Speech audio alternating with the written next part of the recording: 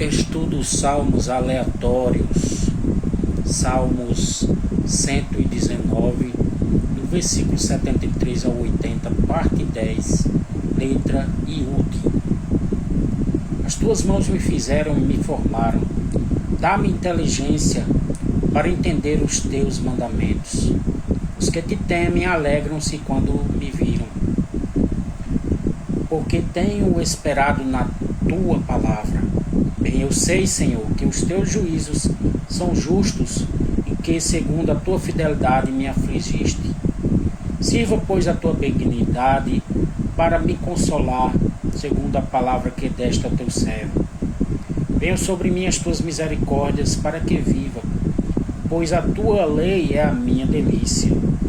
Confunda-os os soberbos, pois me trataram de uma maneira perversa sem causa.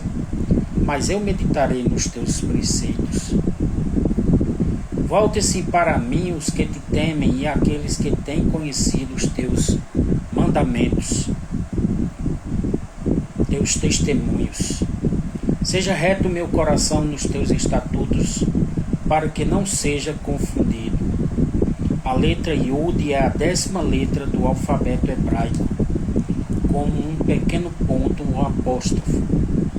É considerada a menor letra, simbolizando humildade e a presença de Deus, sendo a primeira letra do nome de Deus, Yah, e de nomes como Israel e Jesus. Representa o som de I e de Y. Tem origem em vários abjades semíticos, incluindo fenício, aramaico e hebraico. É escrita como uma gota, representando o poder concentrado de Deus e ponto seminal. Mesmo em coisas pequenas tem grande complexidade de formação e em coisas simples, variedade de aplicação, onipresença e verdadeira sabedoria. Pela tradução judaica, o salmista conheceu a sua origem e surgimento original como ser humano, diretamente pelas mãos de Deus. A palavra, o verbo, teve primordial participação na criação pelo decreto da boca do Senhor. Façamos o homem a nossa imagem e semelhança, e conforme a nossa semelhança. Gênesis 1, 26 e 27 e capítulo 2, versículo 7. Pós-queda, a formação passou a ser interior, espiritual, pela redenção, regeneração e santificação, que também é manutensiva para os que nascem de novo, em alvo da estatura de Cristo, mediante a perfeita vontade de Deus. 73 e 74 versículos dos Salmos, deste Salmo. Bem, eu sei, Senhor, que os teus juízos são justos e que, segundo a tua fidelidade, me afligiste. As aflições do salmista lhes eram como juízos de Deus, um juízo corretivo.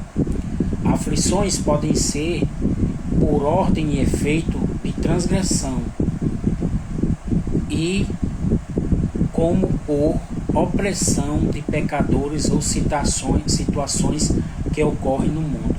As aflições das quais Cristo fala que seus seguidores sofreriam são por conta da presença do pecado no mundo e que todos estão propensos a vir a se envolver novamente ou sofrer a opressão de quem peca, diretamente ou indiretamente.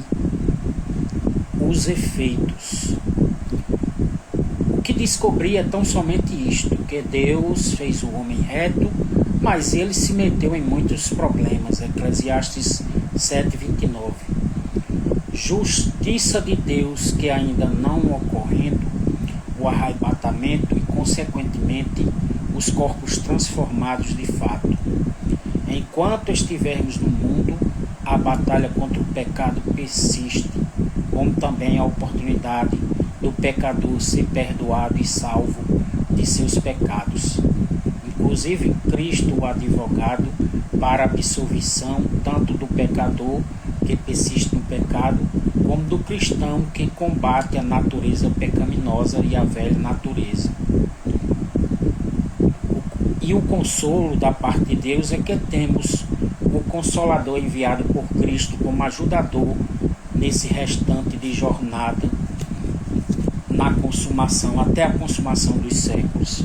Tanto que no verso 77 desta parte de Cântico, o salmista recorre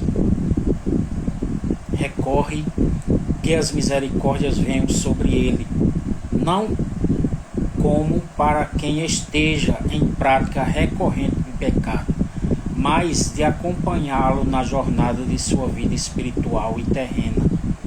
Os soberbos que rejeitam o acolhimento, a ajuda de Deus, por não entendê-la, veja que grande maioria dos textos bíblicos incitam ou dão para a necessidade de assimilar o entendimento das coisas de Deus. Deus não trabalha no oculto como alguns creem, como sendo deixar o homem sem entendimento ou sem escolha, sendo que a escolha do homem em fazer a vontade de Deus em um caminho esclarecido, em luz, e quando isso ocorre, a culpa está sempre no homem, se ocorrer algo errado, e não em Deus, nem em sua palavra, e nem em falta de capacitação por parte do Espírito Santo que oferece a todos os que se submetem. O tratamento perverso dos soberbos em relação à pessoa do salmista, direta ou indiretamente, era sem causa, já que o salmista andava na presença de Deus. E o combate contra a pecaminosidade deve ser tarefa individual e independente de religião. Então o salmista intercede que os que, como ele, temem a Deus, volte-se para Deus efetivamente, se tem conhecido os testemunhos de Deus, que compreende toda a informação escriturada da palavra de Deus. Continua pedindo por si mesmo, porque sabe que o coração do homem, do ser humano, precisa ser reto mediante a orientação e poder efetivo da palavra, para não ser confundido perante a corruptibilidade, enquanto aguarda a incorruptibilidade que nós aguardamos. Amém. E graças a Deus. Então aqui, neste cântico, o salmista tem todo esse entendimento acerca do seu relacionamento com Deus, do seu relacionamento com o próximo e como deve agir nessas circunstâncias a fim de que ele seja exitoso, que ele consiga vitória em todas as situações que ele havia passado, e com sabedoria da parte de Deus, porque buscou a Deus, ele alcançou vitória sobre todas as situações que vieram contra ele.